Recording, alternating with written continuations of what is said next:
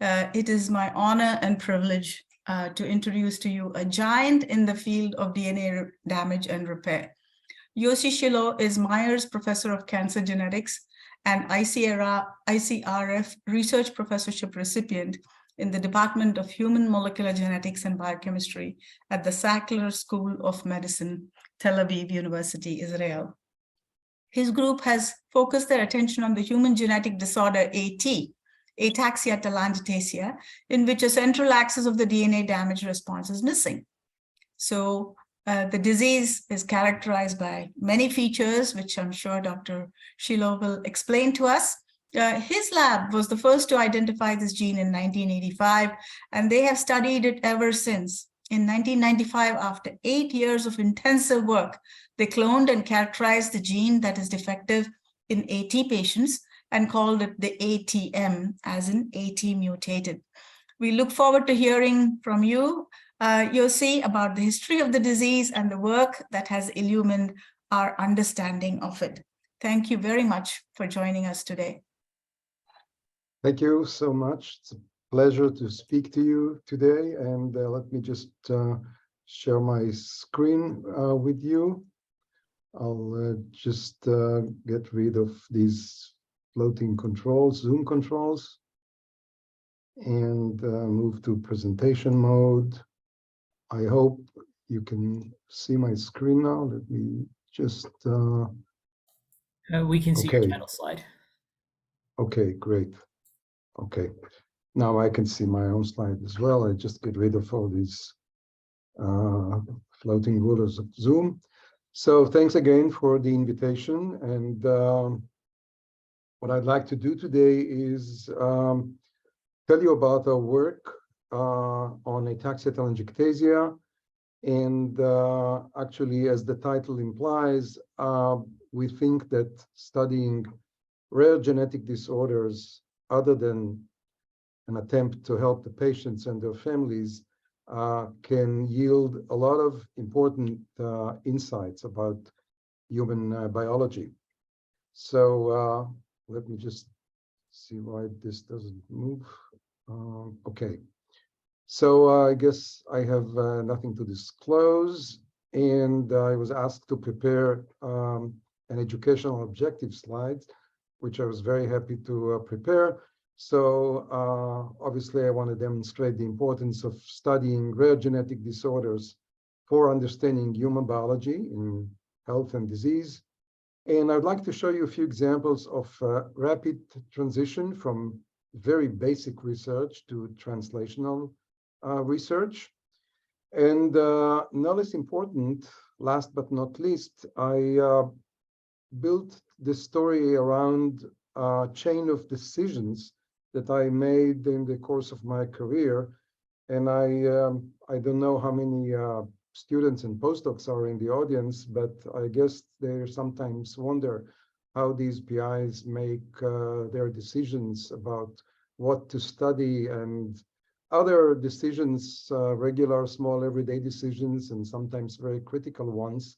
And I think that our story can provide a few examples of such decisions and how they shaped our research and the way our lab could move forward. So our story actually is very typical to represents the work that was done in numerous laboratories that were interested in a specific genetic disorder, looked at the patient, studied the clinical phenotype in the clinic, did genetic molecular analysis, and identified the culprit gene. So basically, what I'm talking here about positional cloning, on which I will elaborate a bit more later.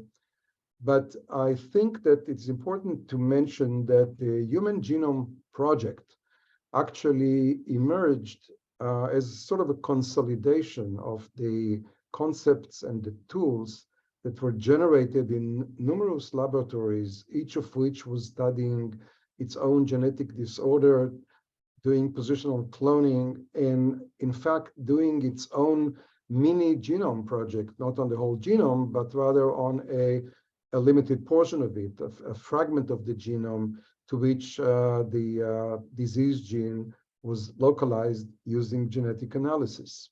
These days, of course, many of these methods are in fact obsolete, and people just do exome-seq or whole genome-seq and homozygosity mapping and things like that, and quickly identify a disease gene. Usually, it's quite easy in monogenic disorder. And obviously, identification of a gene leads to immediately to identification of the protein product. That's simple. But then comes a very long part, which in our case, this is our protein, ATM, the product of the gene defective in AT. It's still going on with no end in sight, because this protein turned out to be a very important homeostatic protein kinase with numerous functions. So we and numerous other labs have done a lot of work on this protein, and the work is still going on, as I'll show you later. But first thing first, and first is the disease. And this is a photo that was taken in a fun day of some Israeli AT families, and you can immediately recognize that AT doesn't have any ethnic or religious or community boundaries. You can see here representative of various ethnic communities in the state of Israel: Moroccan Jews, Palestinian Arabs, Druze, and Bedouins. And you can see some of the hallmarks of the disease just by looking at the patients. In fact, AT is a very complex multi-system disease. It was first described by two Czech doctors, Silaba and Henner, in 1926. They described three siblings with progressive ataxia, which is essentially loss of balance and loss of the coordination of the fine motor capabilities, movements. And the telangiectasias are in fact dilated blood vessels that appear in the eyes. You can see here the original drawing from that paper, and this is what it looks like in real life, giving their eyes an appearance of bloodshot eyes, but that's not always the case. It's not all patients show this. But anyway, these two hallmarks gave the disease its name. And only 15 years later, Madame Louis Barr in Belgium described another patient, a girl with similar syndrome. And it was not until 1958 when the first series of patients were described by two great pediatric neurologists, Dr. Bob Sedgwick and Dr. Elena Boder, whom I had the honor to know and also develop a long-term friendship with Dr. Boder. And they gave the disease its name and described it in great detail. Almost all the major clinical features were described in that paper, except perhaps the cancer predisposition. So like I said, AT is, of course, autosomal recessive disease, which readily suggests that in each patient there is one gene that is defective, and this is its frequency in various populations. I already mentioned the ataxia, and this is in fact a cerebellar ataxia that results from progressive, relentless cerebellar degeneration. If you look at this MRI image, here is the cerebellum of a healthy individual, and this is what's left of the cerebellum of an AT patient at about the age when the patient becomes wheelchair bound, and in fact has very poor control of movements and needs the help of other people in everyday actions. Here are the telangiectasias. And in addition, we see immune deficiency with recurrent infections, chronic lung disease, which is separate from the chronic infections. It's a disease of the lung tissue.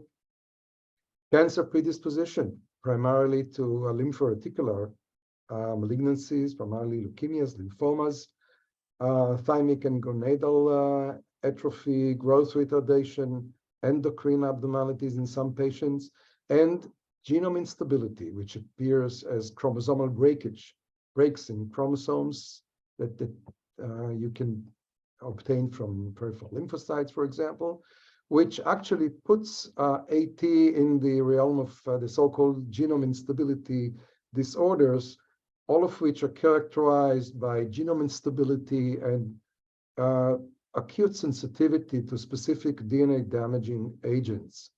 Various DNA damaging agents typical for each disease, which obviously points to a problem in dealing with the DNA lesions caused by these DNA damaging agents. So in the case of AT, it's acute sensitivity to ionizing radiation.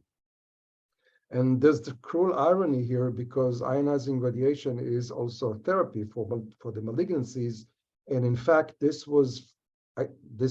critical acute sensitivity to ionizing radiation was identified when patients with AT were treated with ionizing radiation, with radiotherapy for their malignancies, and this treatment killed them immediately. Even here in Israel, a couple of years ago, in a major clinical center, we lost a patient who's treated for lymphoma because the doctors didn't realize that that patient was actually, he had AT. There is actually broad variability of this classical AT phenotype among patients, and there is also mild AT, previously called AT variant, which is a milder disease, but essentially with similar symptoms.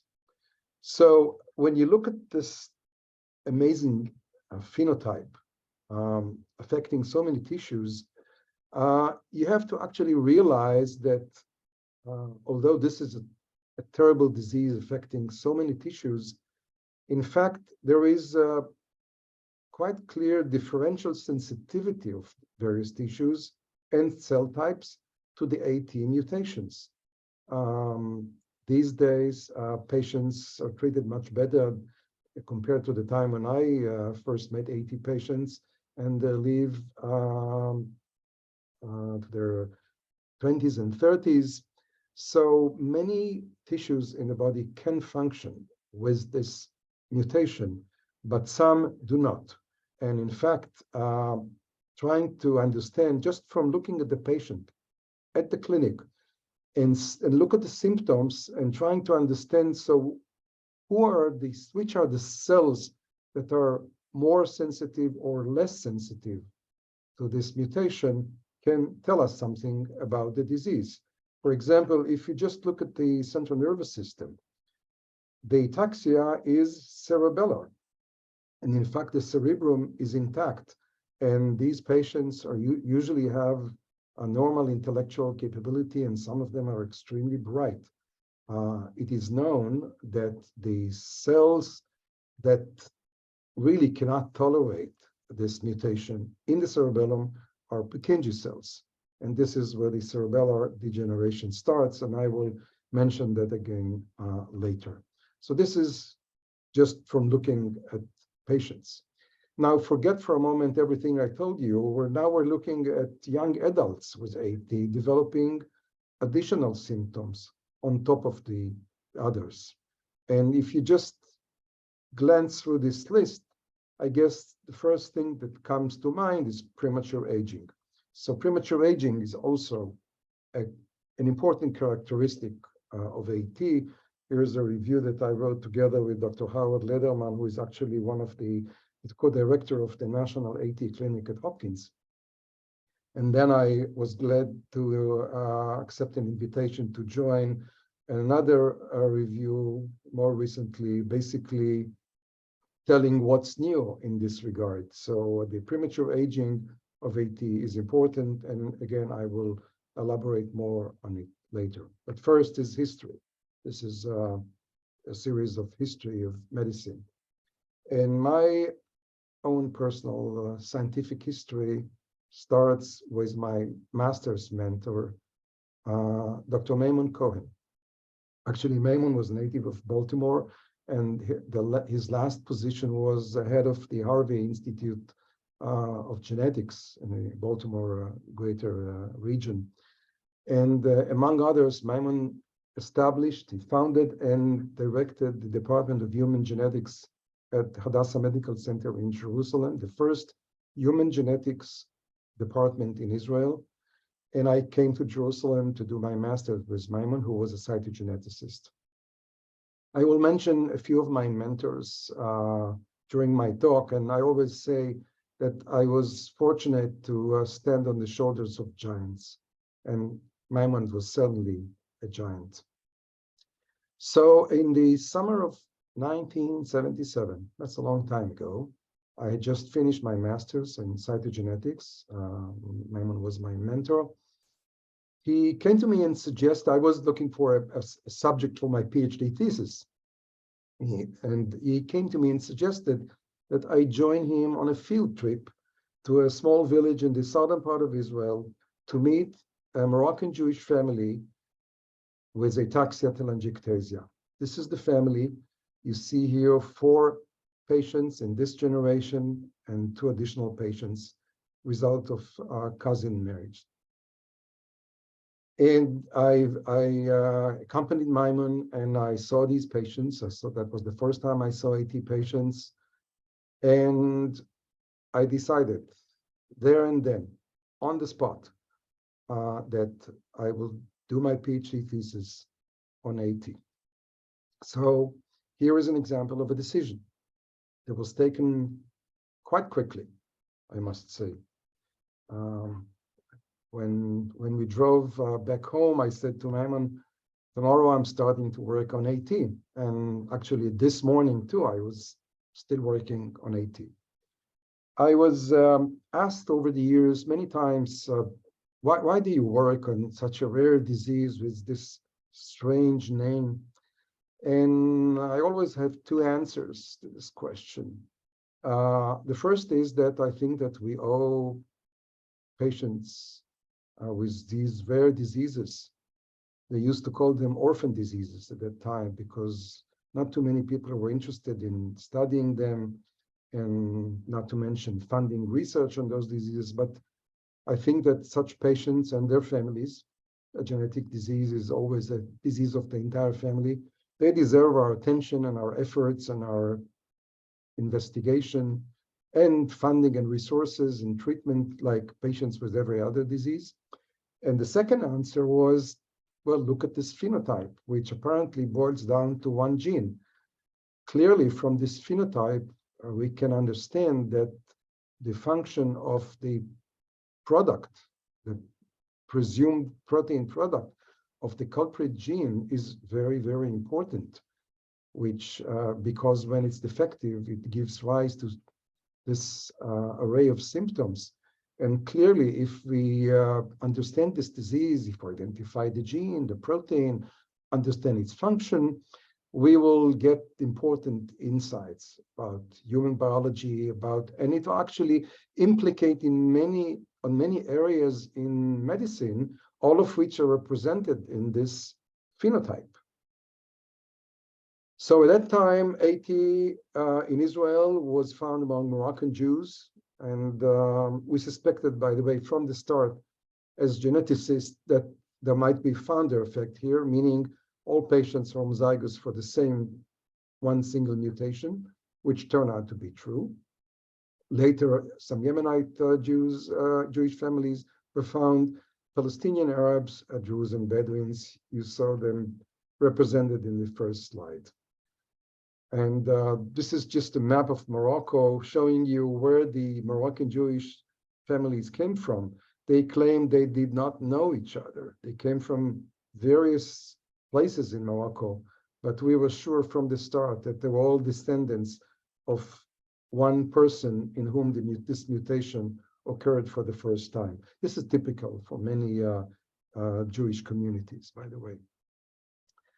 So I started my PhD. Maimon at that time had already left back to the States, and I studied I started to study the cellular phenotype of AT. My mentor in my PhD thesis was Professor Yechiel Becker, and I couldn't wish for a better mentor than Yechiel.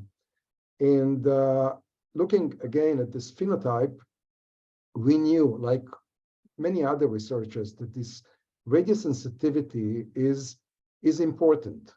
It's not an esoteric symptom, and it might be a clue to understanding the disease.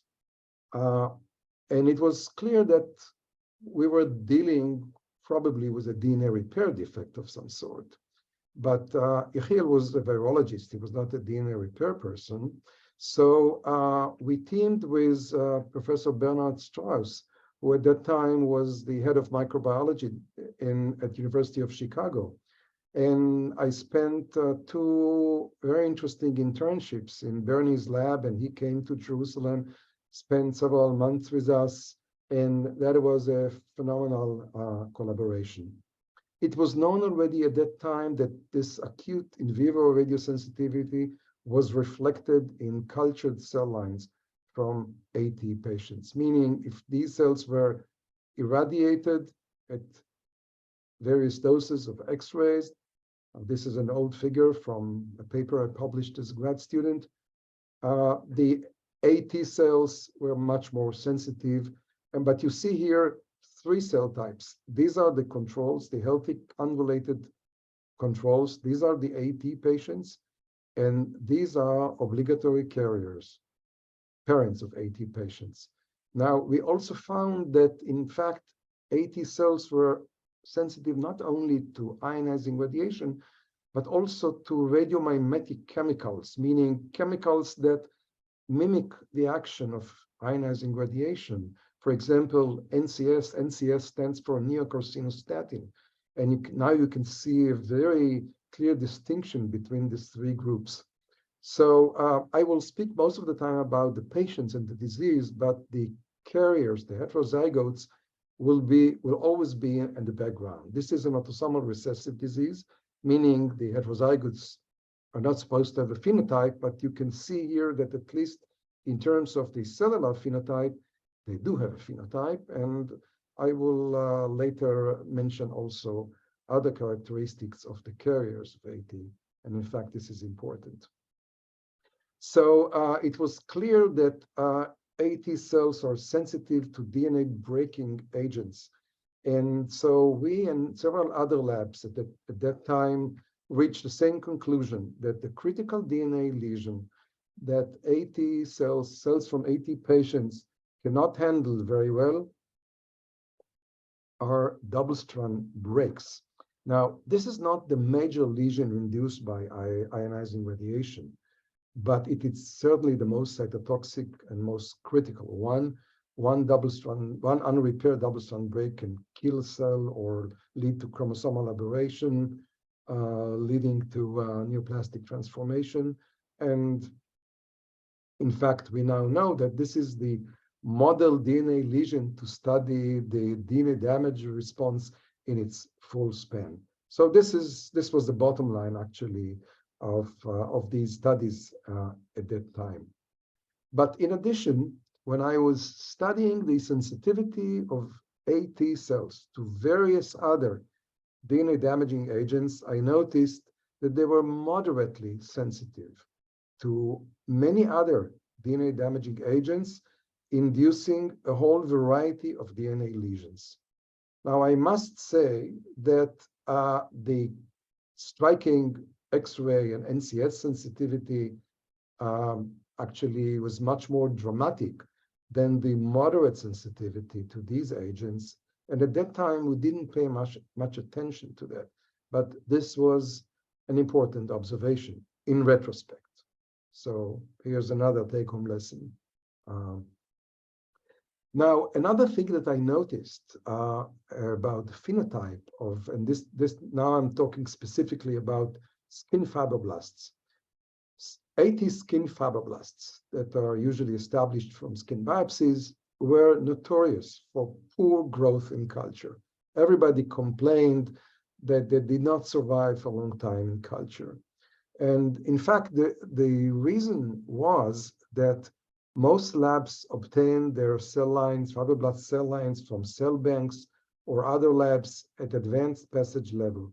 But we visited the patients and we did punch biopsies, and I raised my own AT skin fibroblast cell line from the start, and they grew beautifully until at some point, at a relatively early passage, they become large, flat, and stop dividing.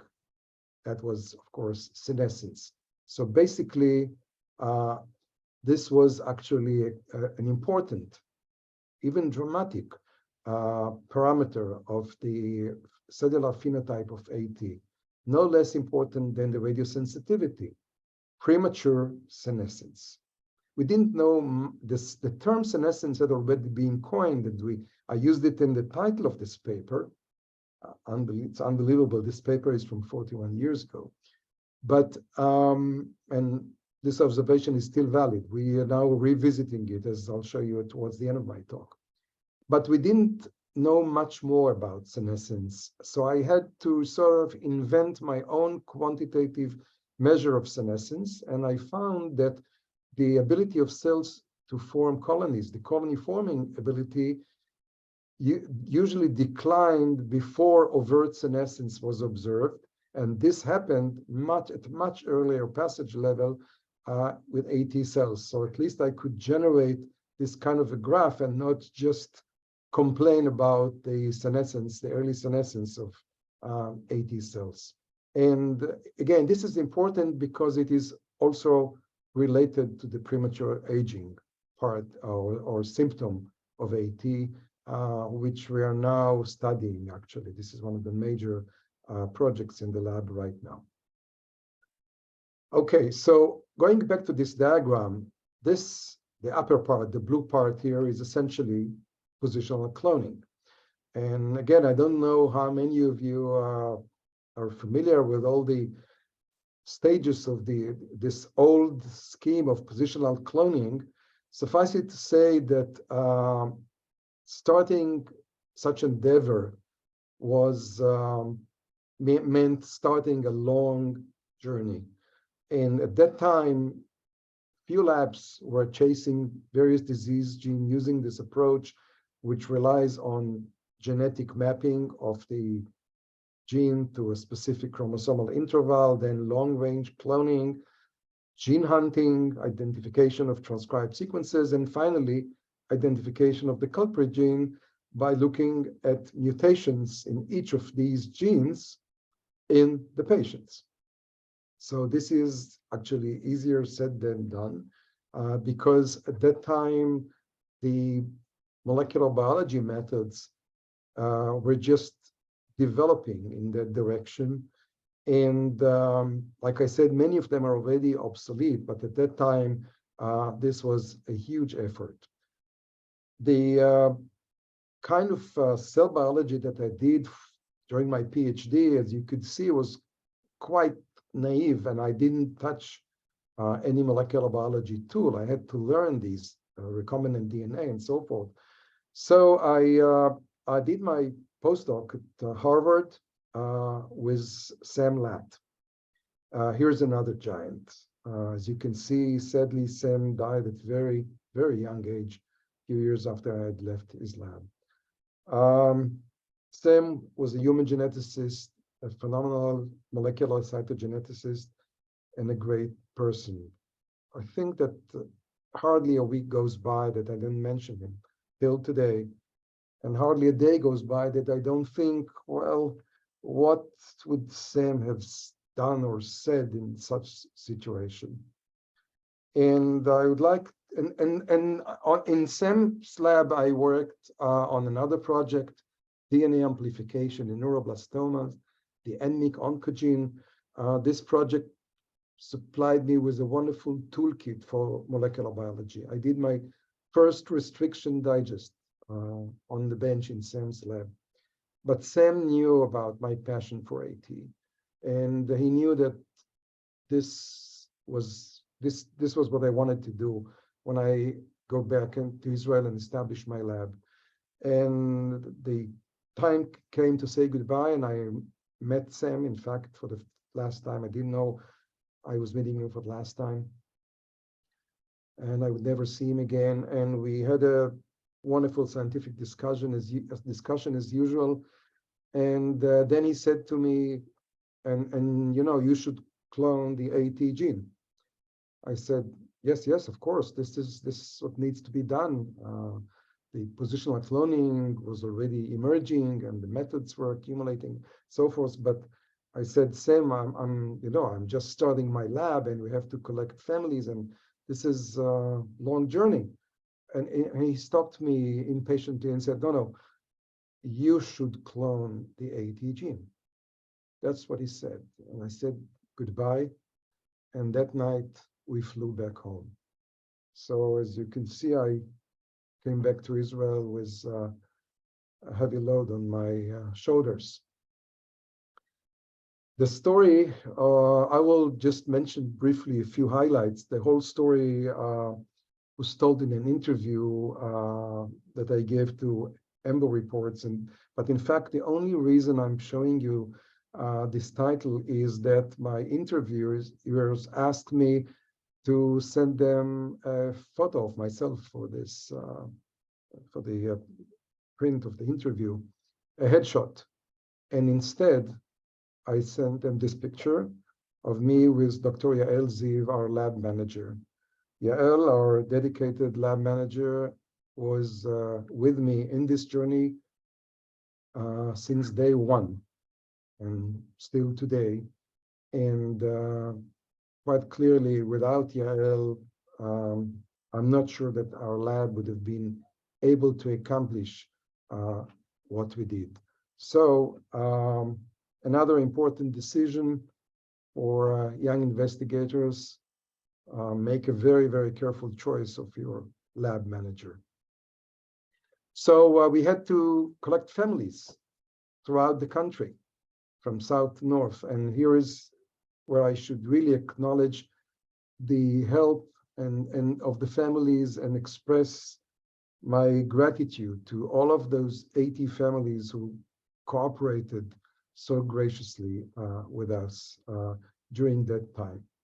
Now, the genetic analysis, human families are small, and genetic analysis in humans requires that we pool families together in order to get the linkage to certain markers along the genome, which at that time were actually quite few and quite primitive, I can say, genomic markers. But here, there was a problem. There was a huge hurdle. Genetic heterogeneity in AT, meaning that although this is a single gene disease, it might be a different gene in different families. And you see this if you, for example, fuse cells from different patients and get complementation. And in AT, 4 complementation groups were identified, presumably representing putative 4 genes that were designated ATA, ATC, ATD, and ATE. Now, we were not surprised to see this because genetic heterogeneity was well known. The typical explanation was that these were proteins that were subunits in a big complex, and when each of these proteins was inactive or missing, the whole complex didn't function, and that actually is usually the molecular explanation. And indeed, in several other genome instability syndrome, like xeroderma pigmentosum and Fanconi anemia, where we have more than 20 or 20-something genes responsible for the disease, the genetic heterogeneity was well established. So it was not so surprising. But of course, it made it very difficult to pool families together because we had to pool separately the ATA families and ATC families. And in fact, the Moroccan Jewish families were group C, presumably representing a mutation in the ATC gene, while the Palestinian Arabs were all group A. representing mutations in the ATA gene. And a major breakthrough was when Dr. Richard Gatti at UCLA mapped the ATA gene. You see the title of this paper in Nature paper, N-ataxia-telangiectasia gene. So one of the genes to the long arm of chromosome 11. And he had families with very high linkage power. For example, this Amish family that belonged to group A. So basically, the ATA gene was mapped to this region on the long arm of chromosome 11. So we followed very quickly, and Yael used the same markers in this region and just put them on the same family that I showed you before. This is group C, and lo and behold, same linkage to the same region. So both the ATA and ATC were residing in the same chromosomal region, and then another group mapped the ATD gene to the same region. Still, we had to assume, we had no reason not to assume that there were 4 different genes responsible for this disease, which obviously makes this quest for the gene 4 times larger, because even if these genes reside in the same chromosomal region, each gene would probably require a separate effort. And so we started to just do long-range cloning in this region. So this was the plan. You see, we call it the ATA-ATC region. And in fact, when I look back at this plan, this is exactly what we did. And like I said, many of these stages here, these days look almost ridiculous, because these days you just do sequencing and identify a mutation. But this is what we had to do. And obviously, we had to build everything from scratch. And at that time, every group that did this took part in the global effort to generate more and more tools, like, for example, polymorphic markers along the human genome, statistical methods, methods to generate YAC contigs. I don't know if anybody remembers what YAC is, yeast artificial chromosome, and then narrow down the region and generate cosmid contig, and then do gene hunting, because that's what we had at that time. And now you can appreciate that indeed a lab that was embarking on such effort was in fact embarking on a mini genome project. So this was another important decision. There were at least other several groups in this race, if you will, all of them more equipped and with better resources than us. And we entered this, and what this meant is that the entire lab was doing just this for a total of 8 years. Of course, we didn't know how much it would take when we started it. And in fact, when we were about halfway, that is 4 years after we started, we didn't know that we were only halfway. I remember that I gave a talk at the Hebrew University where I did my master's and PhD. And after the talk, there were questions and answers. And one of my former professor asked me the following question, and I quote, I'll tell it to you, I'll quote it in the same manner it was asked. He asked in front of everybody, what makes you think that you will be able to do this, given the effort, the technology that is needed, the competition and everything? And I said, well, there's no guarantee that we will be the first to clone this gene. Obviously, we don't have the same resources and technologies and everything. But, you know, at that time, I think I had already been in this AT business for 15 years. And I knew all the Israeli patients and many patients abroad. And I thought that at any given point in time, I should do whatever was needed to be done and was possible to do in order to advance our research of this disease for the patients and their families and for understanding this disease. So I said to him, listen, this is what needs to be done these days. And so this is what we're doing. And he said, I thank you for this answer. And here is another scientist that needs no introduction. And the reason I'm showing Francis' picture is that during those 8 years, I spent a sabbatical year in Francis' lab, not at NIH. That was his last year at the University of Michigan in Ann Arbor, just before he moved to the NIH to establish the National Human Genome Research Institute. And I became a postdoc again, working on the bench, learning to do gene hunting, that is, obtaining DNA fragments that represent transcribed sequences, presumably expressed genes, within the region that we narrowed down at that time. And you can see here several such fragments, all of them actually hybridizing to the same cDNA that we pulled out in our lab in Tel Aviv using these fragments. A 5 kb cDNA from the heart of the region where we mapped the N80 gene, or the group of 80 genes, at least 80A and 80C.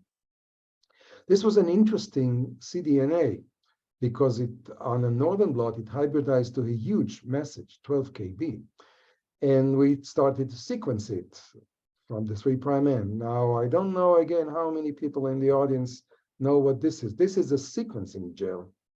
And this is, without getting into the details, this is just a reminder of how labor-intensive and slow was sequencing at that time. And we started to sequence and do the conceptual translation of the sequence. And lo and behold, there was in this putative protein, there was in close to the carboxy terminus, there was a PI3 kinase motif. So this was interesting. A lipid kinase, presumably a signaling molecule at the heart of the region. This might be interesting. Now, we had a good habit in the lab to hybridize every cDNA that we've pulled out from this region to southern blots of genomic DNA from the families, hoping that maybe in some of these families, the responsible mutation will not be a point mutation, but rather a rearrangement of the gene, maybe a deletion that is visible on a southern.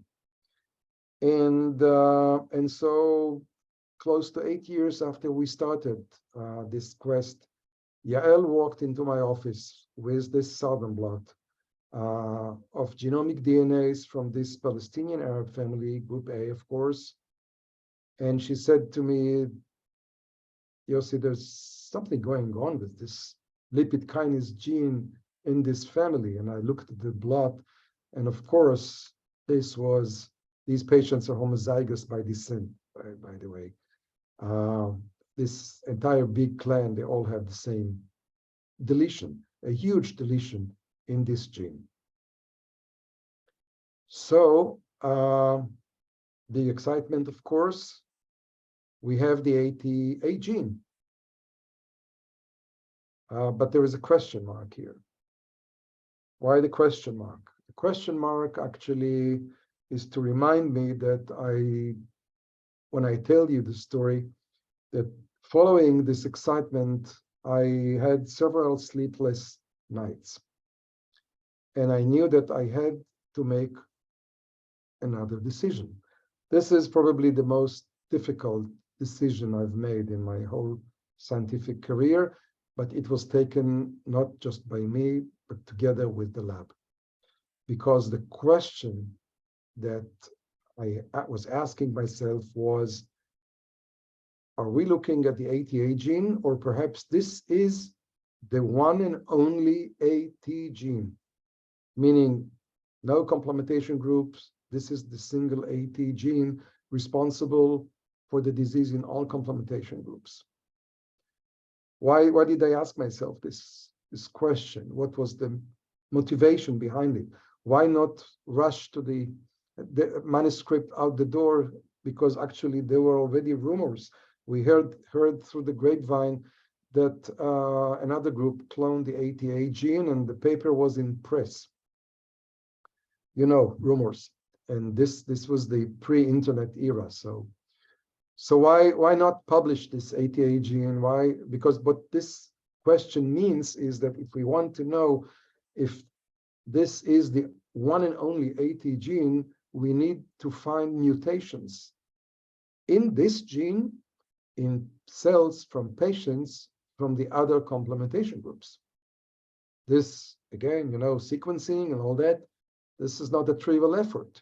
And we knew by comparing the size of the cDNA to the signal on the northern that we probably had barely half of the cDNA. So we did not have the sequence of the proximal half.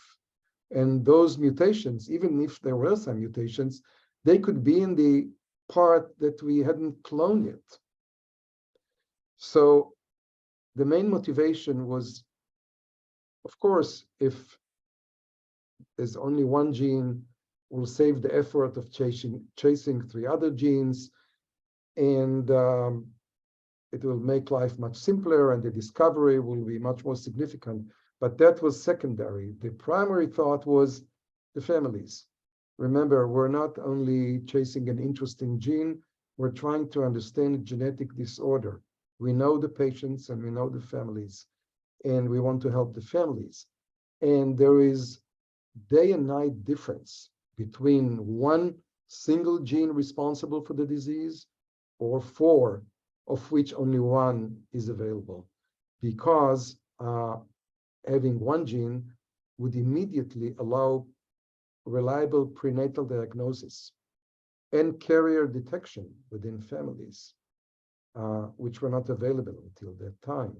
So if the disease is genetically heterogeneous, first you have to find the responsible gene in a family, and then identify the mutation or use polymorphisms. And we knew we had already a nice set of polymorphisms across the gene that would allow immediately to carry out prenatal diagnosis worldwide, prenatal diagnosis of AT and carrier detection, just based on what we could put on the very first paper about this gene.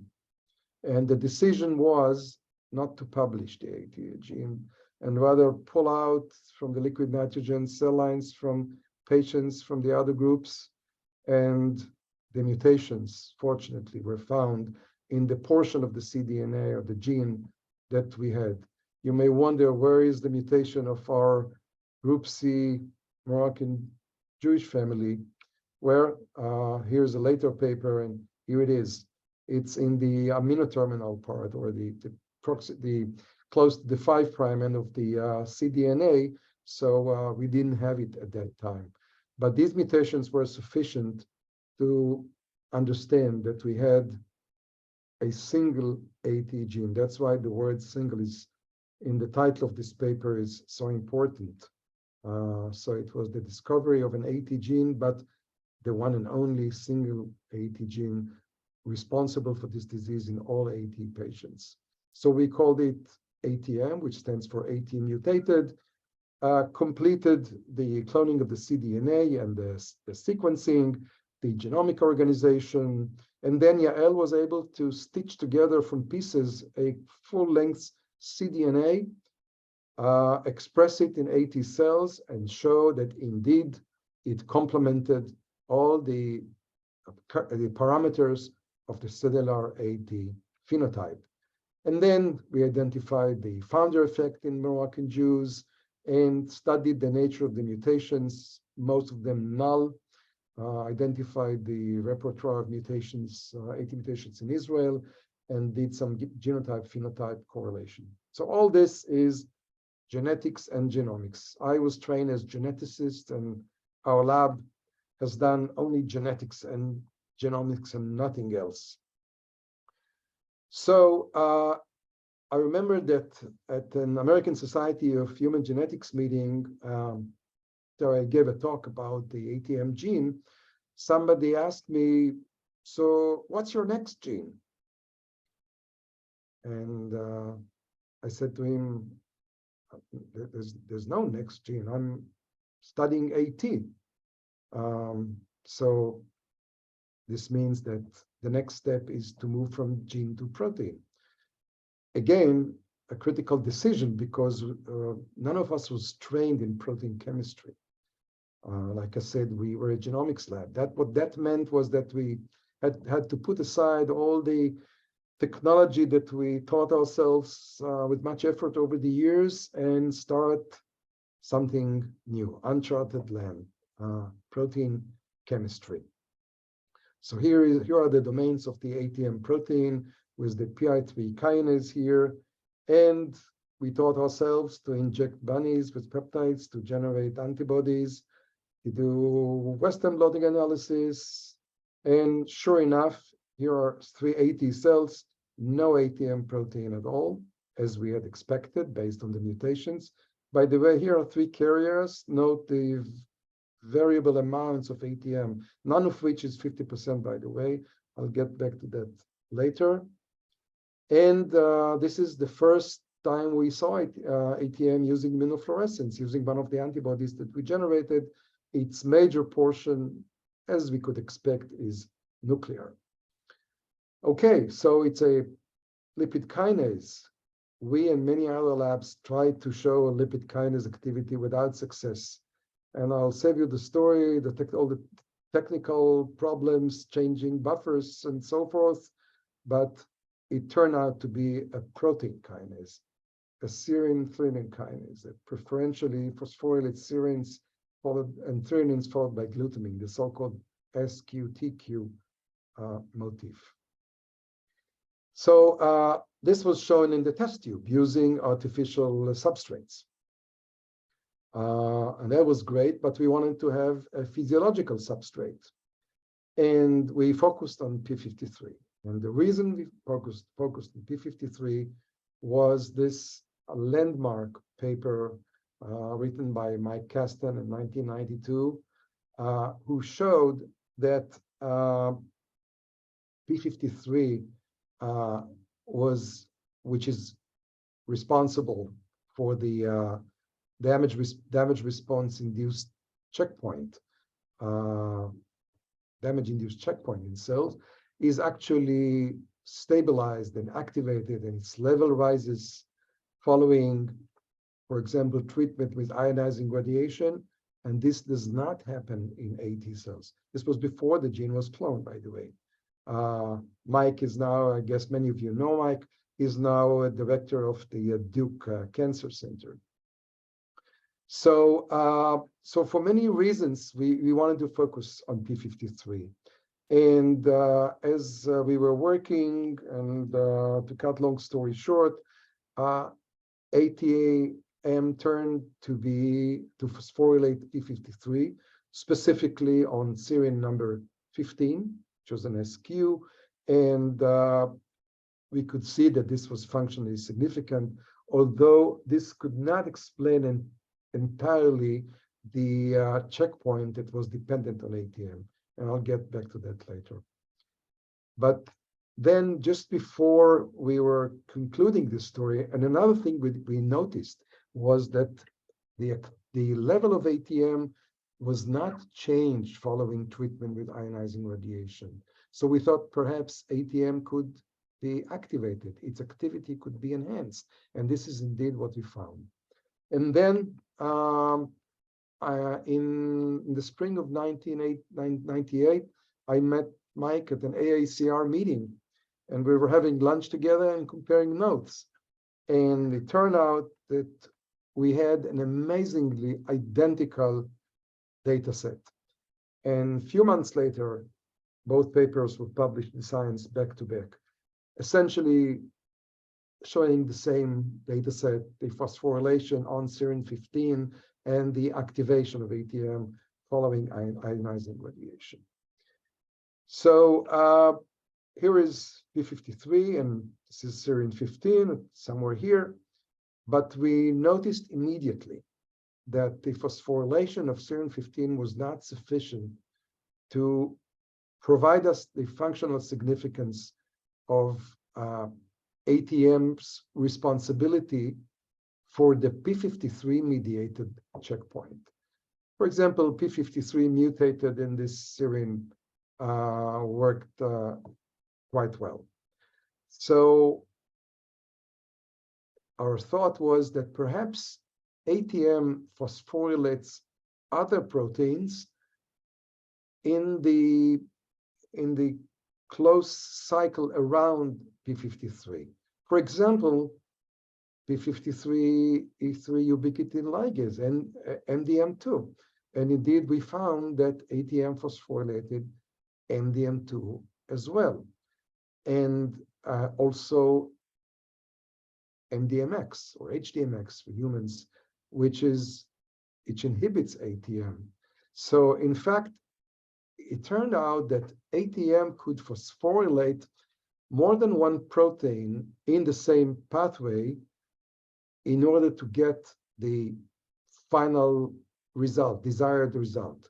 In the case of p53, several labs showed additional ATM substrates. So you can see here, this is from a review in which we summarize this, that ATM, other than phosphorylating p53 directly, this is the serine 15, and MDM2 and MDMX, here's MDM2, phosphorylates other proteins, all of which have to do with p53 activities, stability, and so forth. So what you see here is an example of how ATM works. Presumably, this is a very important pathway, and ATM has a very strong grip of this pathway, and it plays it like a violin, phosphorylating all of these proteins at the same time in order to obtain the final desired result, which is p53 stabilization and activation. So basically, what you see here is an example of the transition from just looking at DNA repair, at what the enzymology of repair and what happens at the DNA damage sites, to the signaling networks that are activated by DNA lesions. In the case of double-strand breaks, this is initiated by a huge group of proteins, variety of proteins that accumulate, that are recruited at the site of the damage. Liquid-liquid phase separation is involved in this, of course, and they undergo various post-translational modifications, among them ATM-mediated or ATM-dependent phosphorylation. And this is a highly structured and streamlined process in space and time with very important checks and balances, very delicate regulation, but very strong one. And this set the scene to the action of the so-called transducers, which are in fact protein kinases that in turn phosphorylates numerous downstream effectors, and ATM is the major transducer of the double-strand break response, phosphorylating numerous proteins, each of which plays a role, is a key role in another branch of this huge network. So, and here is another landmark paper, groundbreaking paper from Mike Kasten's lab. This is work of Chris Bakanis, who's now PI in Pittsburgh. This is the mechanism of ATM activation, where the silent ATM homodimers autophosphorylates and breaks into very active monomers. And at that time, we found that ATM2 is, at least part of it, is recruited to the damage site where it phosphorylates many of these other proteins. And this is, again, a highly structured process. So downstream, there are numerous effectors. And these effectors, they play roles in many cellular arenas, as you can see here. And all this finally ends up either in complete repair, cell survival, or in activation of cell death pathways, cell senescence, and cell death. It's important to note that ATM is actually a member of the so-called PI3 kinase related protein kinase, or PICs for short, and three of them are major players in the response to genotoxic stress: ATR, which responds primarily to replication stress, and the catalytic subunit of DNA-dependent protein kinase, which is involved in the double-strand break response. And these three proteins actually collaborate and have very interesting interactions with each other. In order to, when we realized that this was such a big network, we realized that we have to adopt another technology: high throughput omics, proteomics, transcriptomics. So this is what we did. This was our first phosphoproteomics screen, in which we discovered numerous putative new ATM substrates, but we also noticed that only about 70% of the phosphorylations following IR treatment were ATM dependent. And here is a more recent one, where we used inhibitors against ATM, ATR, and DNA-PK, and we noticed that there are early phase substrates and late phase substrates, and we could verify these interesting relationships between ATM and DNA-PK, which was described early on by Tanya Paul. But the important thing was that this was done also on AT cells, where there's no ATM. This is what we call a world without ATM. And the question was, how do DNA-PK and ATR behave in AT cells where there's no ATM? And the question we had in mind, the hypothesis was that perhaps there is some compensation for the loss of ATM given by these two friends of ATM. And indeed, what we found is that in the early phase, there is partial compensation by DNA-PK that takes care of some of ATM substrates, and later on it's ATR, and some of these substrates are actually ATR canonical substrates following replication stress, only that these guys do not usually phosphorylate these substrates in wild-type cells, but in AT cells, they do that. So there's partial compensation, which may perhaps explain why the total loss of this protein kinase does not give rise to a more horrendous phenotype. And here is what you see here is more than 1,100 validated and putative substrates of ATM in the DNA damage response, and it is fine-tuned. This is actually partly, at least partially explain why so many substrates, this fine-tuning that I showed you in the p53 loop. And also, many of these proteins were not born to serve the DNA damage response. They do other things, but at time of stress, of emergency, they are recruited physically and functionally to the DNA damage response. Many of them get phosphorylated by ATM, so at least temporarily, they serve the system. And ATM is like a conductor of an orchestra. This is Maestro Claudio Abbado, and I can give as an example, Maestro Abbado specialized in conducting Mahler symphonies, so perhaps Mahler's 8, the Symphony of the Thousand, to give you a sort of musical metaphor for what's going on here. But in the end of the day, after all these interesting insights, you have to deal with individual substrates and understand the functional significance of their phosphorylation by ATM. And this was done in numerous labs, including ours. And here are several examples. And of course, I don't have the time to get into the details, but this is each paper is usually a PhD thesis where we identify the phosphorylation site and study the functional significance. And I can tell you that many of these proteins are actually also recruited to the damage site. And these are the various double-strand break repair pathways.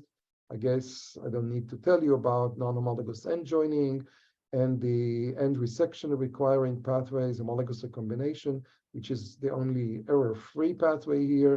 And there is a delicate balance between them. And every time that we're missing one of these many proteins or its phosphorylation by ATM, this delicate balance between these pathways there is interference in this balance, and the result is always remaining unrepaired double-strand breaks, which are, of course, a critical, terrible DNA lesion. I'll just mention in a little bit more detail one of these proteins. This is a work that was done in the lab by postdoc, Dr. Ron Yachimovich. Is an MD, PhD with Bhavana, a student and line, of course, Yael, in collaboration with Christian Reinhardt in Cologne at that time in Germany. Ubiquitin 4, this little protein, this chaperone, was a UBA binding domain and with the ubiquitin binding domain and ubiquitin-like domain. This chaperone actually binds to ubiquitinated proteins and sort of navigates them to the proteasome. And we found in this paper that at least one of the substrates of ubiquitin-4 mediated and proteasome mediated proteolysis at the damage site is a protein called MRE11, which is part of the MRN complex. And again, you see what happens when there is ubiquitin deficiency or ubiquitin excess. Again, this balance between the double-strand repair pathways is not functioning. And at the same work, one identified two families with a new genome instability syndrome, missing ubiquitin-4. And also, when he looked at the ubiquitin-4 level at various tumor tissues, he found that this is actually a new tumor or new oncologic biomarker, because across a variety of tumors, those with excess of or higher level of ubiquitin-4, this is usually due to amplification of the ubiquitin-4 gene. There is poorer prognosis and poorer response to treatment. Here are two follow-up papers. So this is the example of basic research quickly turning into translational. So going back to this diagram, modulation of gene expression is an important layer, deep, important layer in the DNA damage response. So here we carried out a transcriptomic analysis, which showed that this huge modulation of the transcriptome is entirely ATM dependent, and it is dependent on two apical transcription factors. One of them, no wonder, is p53, and the other is NF-kappa B. And this actually explains why ATM takes such great care modulating the activity and stability of p53, because a lot depends on how ATM does it. Another substrate of ATM was actually a DNA repair protein, and we noticed that ATM-mediated phosphorylation of PNPK actually enhances its activity. And this finding actually corresponded with what we found in the proteomic screens. Many DNA repair proteins in other repair pathways taking care of other lesions phosphorylated by ATM. And this led me to suggest that, in fact, ATM has a much broader role in maintaining genome stability than just activating the double-strand break response, important as it is. And indeed, it has substrates in all of these other pathways. So, and this was very important, because if you look at the endogenous DNA damage in real life, this is not what we do in the lab when we irradiate cells. Nobody gets irradiated, nobody consumes carcinogens for pleasure, right? but still our DNA is hit thousands and thousands times a day. Since I started my seminar, our DNA was in each cell of our body, suffered many lesions, which were obviously quickly repaired. Most of them single-strand breaks, many of them base lesions. Only a few are double-strand breaks. These are caused by reactive oxygen species, which are byproducts of normal metabolism. So this is the real-life DNA damage. And in fact, all of us, healthy people and patients with genome instability syndromes, we all suffer mainly from this DNA damage in the deep tissues. Only our skin is exposed to sunlight, for example. So this was part of the hypothesis that the disease is due not only because of the lack of response to double-strand breaks, which obviously gives rise to the extreme radiation sensitivity, but what about all the other symptoms of the disease?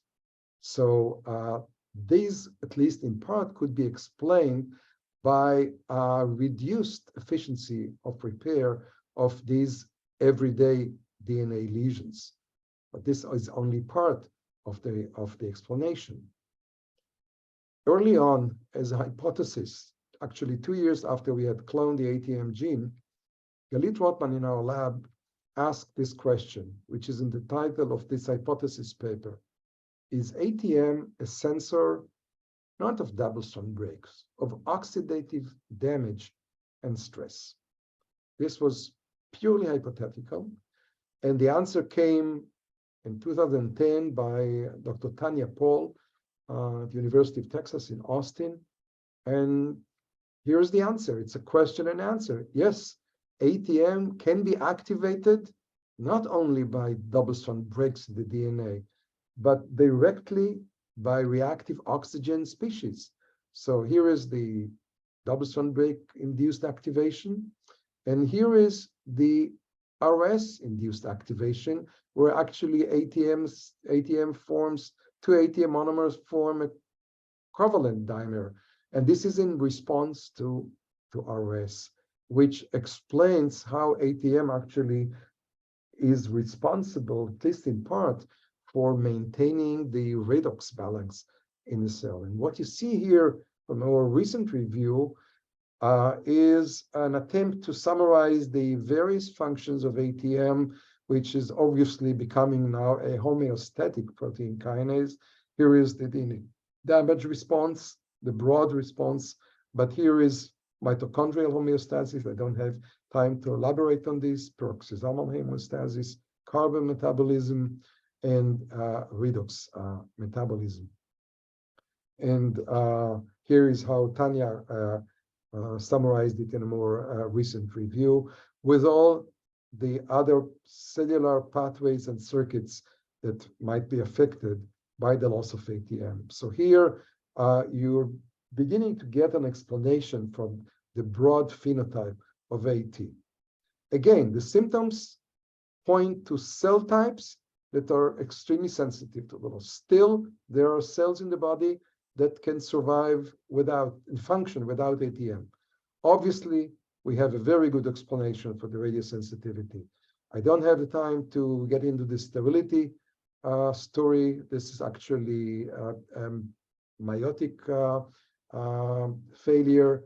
The cancer and the immune defect, this is actually the reorganization of the antigen receptor gene class switch recombination and so forth. But what about the major symptom, which is called here neurodegeneration? In fact, it's a cerebellar degeneration. Here, there is an ongoing debate in the field throughout the years till today. In a few weeks, we will gather again to an AT workshop. We have these workshops every 2 years, and we will discuss this again, and we will continue this debate. The question is, which of the numerous ATM functions is the one whose loss is so critical, specifically in the cerebellum, specifically in Purkinje cell? I have my own model, which I described in this hypothesis paper a few years ago. basically, I think it's a combination. The important word is combination of factors that are specific to Purkinje cells, each of which alone would not suffice to lead to the loss of these cells, but together, their function, their lifelong service, the relaxed chromatin, extensive transcription, DNA is exposed to the action of these RSs, which are high because of the high metabolic rate. And so in the absence of ATM, this leads to ongoing, what I call functional inactivation of transcription units. There's no replication here, of course. There's only transcription, massive transcription, and a lot of transcripts are not coming out correctly, are retained in the nucleus. So finally, you don't get the protein products. And so quite here and there, stochastically, a combination of inactivated genes leads to a loss of Purkinje cell. By the way, a Purkinje cell which is still there but does not function properly is actually its effect is worse than its loss altogether. This is something I learned from the neurologist. So, and I don't have the time to go into the studies that we have carried out over the years using the mouse, problematic, I should say, mouse model of AT. It does not show the cerebellar degeneration so well.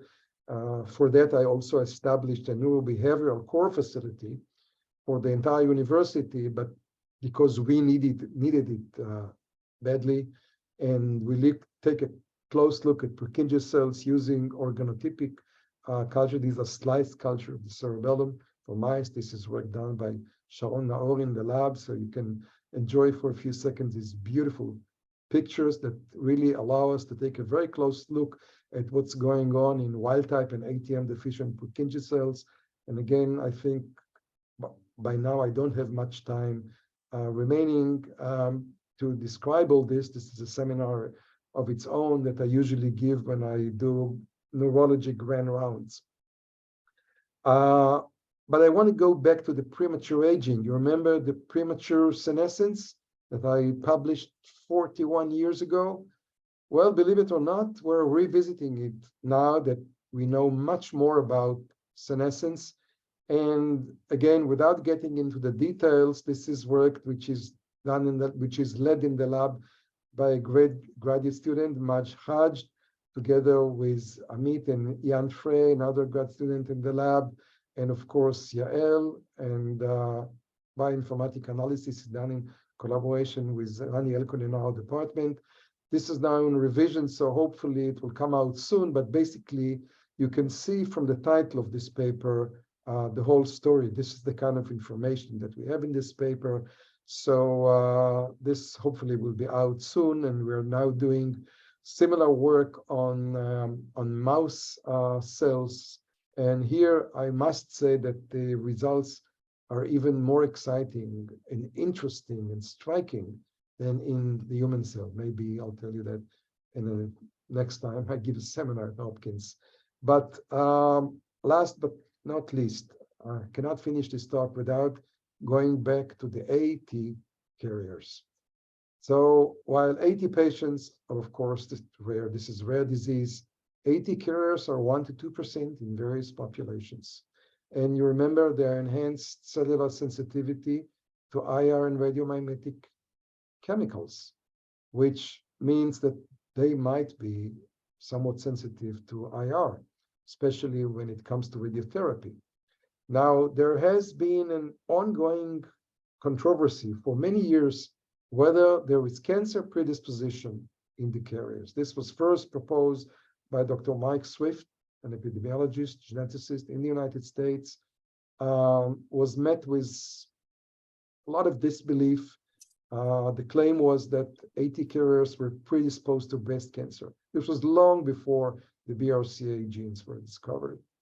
And so this remained a controversy, and the problem, looking at this problem, at this question, is that there are now so many mutations responsible for AT, 800 mutations and more than 800 in the AT registry. So it is very difficult to identify carriers in the general population. But this is possible actually in Israel, because each community has its own specific mutation, which allows us to screen the entire community using a simple assay. And so 24 years ago, we started screening two Palestinian Arab communities, each with its own mutation. We have in this cohort 105 carriers and 700 something healthy individuals. This is an excellent cohort because they all live in the same area, same standard of living, and everything is controlled for smoking and everything. And we've been following these people for all those years. Hopefully next year we'll publish this data. And you can see here cancer occurrence in these individuals. When they were young, they were not different from the controls. These are the carriers. But over the years, as they age, and we age too, we see cancers appearing at a higher rate compared to the homozygous normal. All kinds of cancers. So they are cancer prone at older age. And we also noticed right from the start that there was excess of cardiovascular diseases among them. So now, this was in 2005. Now we have finally the hospitalization records, and the data are amazing. These data were obtained only a few weeks ago. Look at these p-values, and it's all cardiovascular diseases. By the way, the other heart diseases, here they are, with this p-value. Simply meaning that there is premature aging in this individual. Not dramatic, not like in 80 patients. They are healthy individuals, they're part of the general population, but if you look at such cohorts with good controls, you see the slight premature aging conferred by the heterozygosity to the ATM mutations. So this actually takes us to the general arena of genetics and public health, predisposition to common diseases and precision medicine. And my belief is that when our genome sequence will be part of our medical records, a simple algorithm will go over a few hundred genes in the DNA damage response and compute our genome stability index, which will be both good for precision medicine. So people with the same disease, but different genome stability index, which will be individual like fingerprint, will be treated differently, and it will also be predictive of future diseases. So this is our current team, and this is where our funding came from over the years. And I understand that I have to show this slide so that people can write down this information. And finally, if there are still people there who want to ask questions, I would like to leave on the screen this slide. Renate sadly died in 2016, and she had AT. She was in a wheelchair. I guess nothing was left of her cerebellum, but she has a great, bright mind. And she actually spoke in fundraising meetings of the local AT societies in the United States. And here's just one short text that she wrote, just to remind us again that we're not just doing protein chemistry and genome analysis and looking at mutations and phosphorylation and all that. We're trying to understand this disease, first and foremost, to help these patients and their families. Thank you so much for listening. I know I went over time, but I hope that those who did not have the opportunity to listen to the entire talk would be able to retrieve the recording and listen to the rest. Thanks again for this invitation. Thank you. Thank you, Yossi. That was tremendous. It was such a comprehensive history, putting your work in the context and the contributions of others. It was beautiful. Let me start off the questions. by asking you a little bit more about the premature aging. It's an obvious thought, and that is, does ATM affect any of the enzymes responsible for elongation of telomeres, etc.? Okay, this is a wonderful question, and this is indeed what we're now studying parallel to the cerebral degeneration. We think this is an important aspect of AT, and in fact, the premature aging probably exacerbates many of these symptoms. So the answer, first of all, is yes. It was found many years ago that in those fibroblasts that show the premature senescence, there is enhanced shortening of telomeres. So this is part of the phenotype and part of the molecular biology. But as I said, we have now switched to mouse cells, and mice have long telomeres. That's right. And mouse ATM deficient mouse fibroblasts also senesce very prematurely in a very dramatic manner, and we don't see any evidence to telomere shortening. Okay, So I'll just here follow it we're up. working on the pathways, and they are not telomere associated. Got it. So now you mentioned that, of course, we see cancers in different tissues, a number of different tissues in the ATM patients. Is there any correlation between which tissue is affected most by the ATM deficiency versus being more susceptible to that type of cancer? Yes, this is a question we're always asking ourselves. Why, let's take, for example, the BRCA1 proteins, a loss of such an important protein with such a general function affects, in terms of the type of cancer, only specific tissue. In the case of AT, most of the cancers in the young patients are lymphoreticular, leukemias, lymphomas, and this in many cases can be associated with the chromosomal aberrations, which no wonder involve the sites of the antigen receptor genes. So we see that.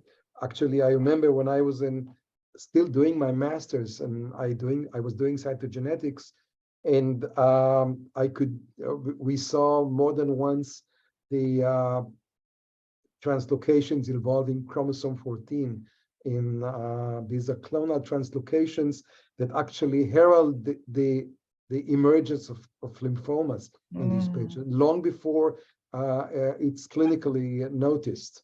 So, but then in the older patients, we also see other types of cancers.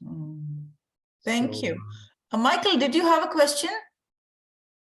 Hi, Michael. Yes. Hi, Yosef. It's Mike Goldstein. Good to see you. And thank you so much for this inspiring talk, about your 4 decades of your journey in studying ATM. So, Mike and I have written reviews about it, but I have to say, if somebody asks me, why are AT cells sensitive to radiation, I actually start thinking about all the dozens and hundreds of works detailing different functions of ATM and DNA damage response. So when somebody asks you the question, do you think this is really the cumulative effect of all different functions of ATM, or is there any particular function that I think so. Yes, so speaking about the double-strand break response, so obviously when you don't have the conductor of the orchestra, the double-strand break response is flawed, and this by itself is sufficient. We saw the severe defects that are caused by the loss of individual substrates of ATM, individual substrate out of the 1,100 or so. So let alone the total absence of ATM.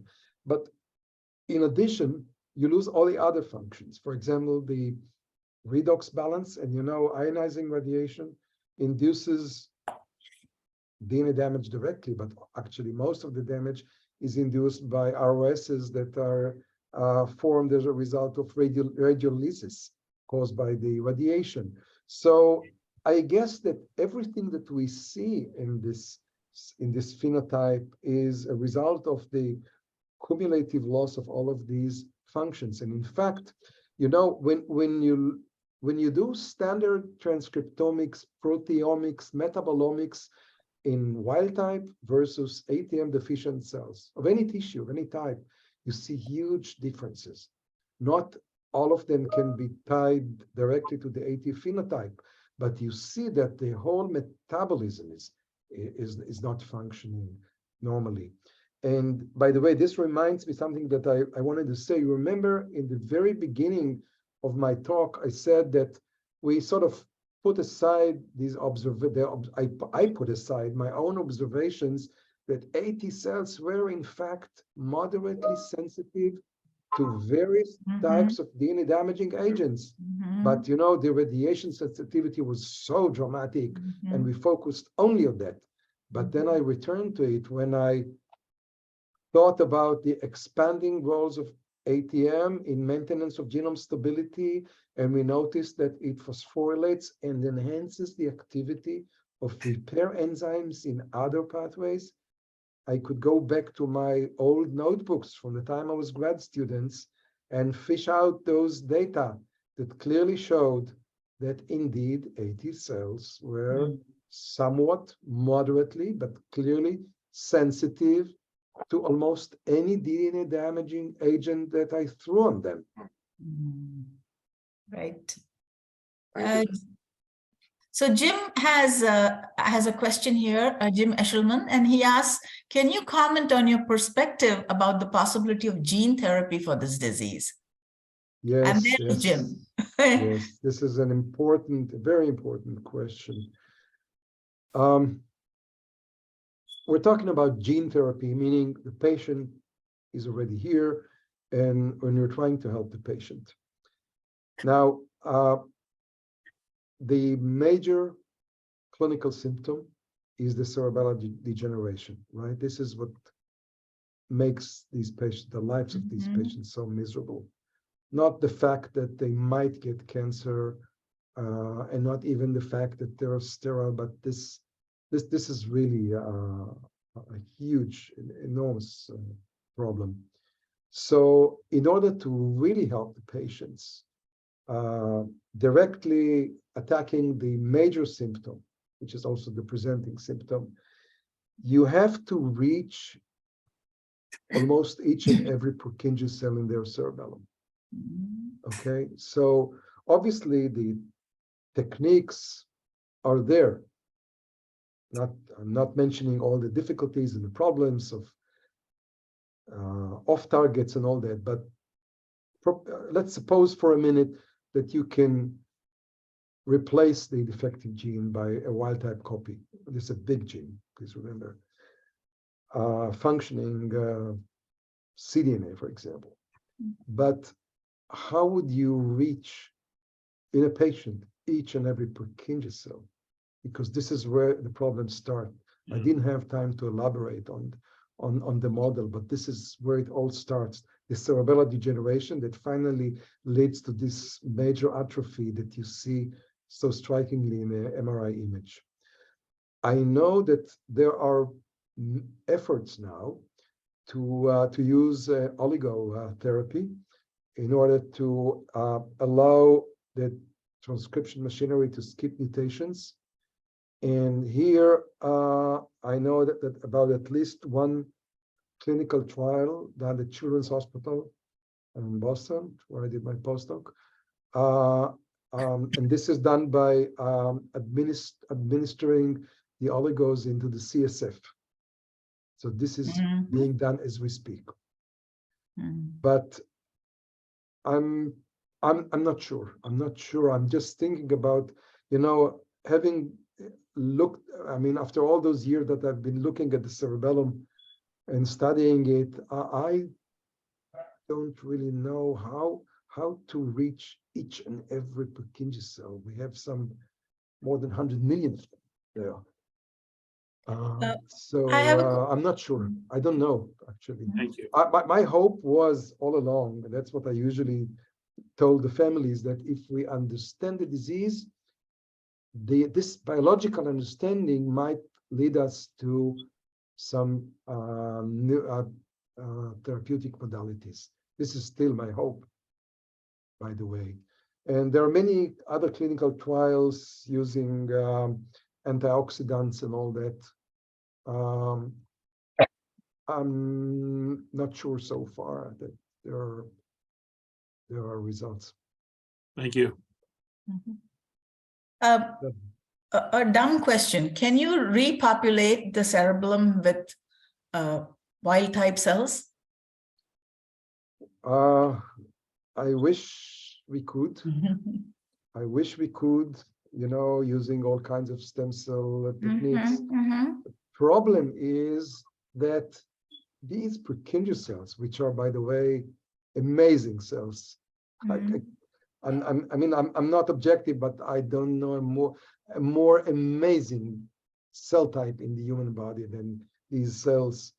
They are formed through an elaborate process of differentiation, and I'm not so sure at this point. Cerebellar investigators will probably know more that this can really be done. There was, by the way, one futile attempt to treat several 80 patients with stem cells. Thank you. Sadly. Any other questions from our audience who've been so patient and have stuck around? I'm very it's pleased to amazing see. that there's still people other than me on Yes. Yes. So if there are no more questions, and if you want to ask a question, just go on video and unmute yourself, and you can do it. And also feel free to email me if you have questions. That's what I always say in the end. If you have any questions, if you think about a new question tomorrow, a week from now, just send me an email. This was a delightful talk, Yossi. It really was to the point of addressing history as well as what you have done. Tremendous work that you have done all through these years, along with your colleagues. Thank you very, very much. I feel already like a piece of history here. Indeed, indeed. That was the intent. Thank you. Thank you. Thank you so much. It's been a pleasure. Thanks so much for giving me this opportunity.